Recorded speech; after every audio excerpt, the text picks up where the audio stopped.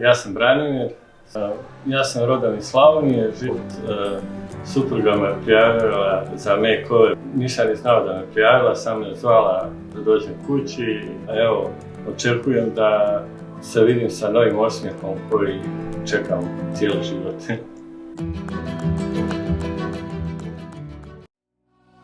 Pozdrav, evo ovo je sad 4.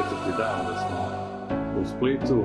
U 3 dana smo obavili sve, znači od brušenja, pripreme i završetka, sve u 3 dana smo uspjeli završiti. Ja sam oduševljen, ništa me nije bolilo, bilo je super i prezadovoljan sam sa svojim novim osmijehom. Puno hvala Denteli i puno hvala Martini, Karlo od srca.